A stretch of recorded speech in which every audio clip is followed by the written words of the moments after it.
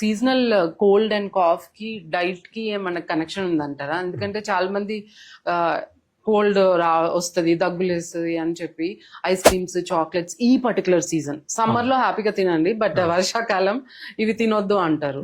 So దానికి దీనికి ఏమన్నా లింక్ ఉంటుందా? కోల్డ్ వాటర్ తాగొద్దు, సో ఇలాంటి వాటికి కోల్డ్ కి లింక్ ఉందంటారా?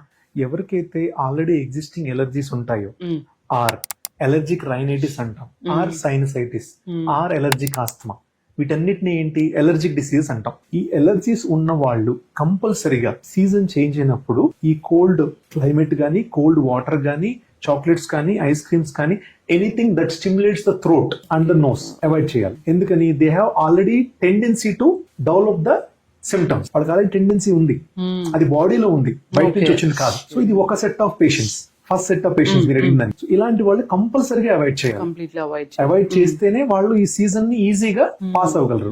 With some medications, obviously season మారినప్పుడు చేంజ్ వస్తుంది కాబట్టి సమ్ మెడికేషన్స్ యూజ్ చేయాలి. సెకండ్ సెట్ ఆఫ్ పేషెంట్స్ వాళ్ళకి ఏమి ఎలర్జీస్ గానీ, ఆస్తమా గానీ, ఆర్ సైనసైటిస్ కానీ ప్రాబ్లమ్స్ లేవు, బట్ స్టిల్ ఈ టైంలో కంటిన్యూ చేయొచ్చా, అవాయిడ్ చేయొచ్చా అనేది ఎంటైర్లీ అప్ టు దెమ్. ఎందుకని వాళ్ళకి టెండెన్సీ లేదు, కానీ ఈ టైంలో డిపెండింగ్ అపాన్ ద ట్రిగ్గర్, అంటే ఎంత కూల్ టెంపరేచర్ వాటర్ కానీ కూల్ డ్రింక్ తాగారు, ఎంత కూల్ గా ఉన్న ఐస్ క్రీమ్ తిన్నారు, ఆర్ వాళ్ళు ఆ రోజు రెయిన్ లో తడిచున్నారా లేదా, or directly continuous AC exposure ఉందా లేదా, దాన్ని డిపెండింగ్ బేస్డ్ ఆన్ దట్ వాళ్ళకి కోల్డ్ వచ్చే అవకాశం ఉంటుంది. సో దాన్ని కామన్ కోల్డ్ అనుకోవాలి, ఎందుకంటే they don't have tendency.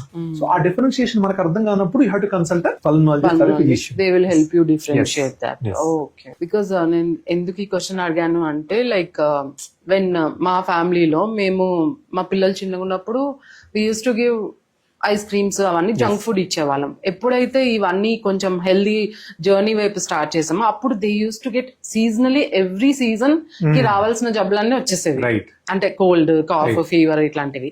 But ఈ హెల్దీ జర్నీ స్టార్ట్ చేసినప్పుడు ఎప్పుడైతే ఈ ఐస్ క్రీమ్స్, కూల్ డ్రింక్స్ ఇవన్నీ స్టాప్ చేశానో, like luckily touch wood they don't, అంటే వాళ్ళకి సీజనల్ కోల్డ్ కానీ కాఫ్ కానీ ఏవి రావు.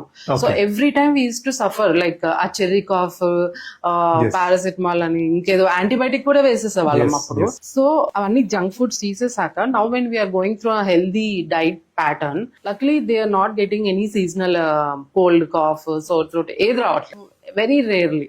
So that's how I felt diet also plays a role in this, అంటే కొంచెం తగ్గిస్తుంది మన సీజనల్ ఎలర్జీస్, ఇవన్నీ రిస్క్ ఆఫ్ సీజనల్ ఎలర్జీస్ అనేది తగ్గించుకుంటుంది. ఓకే.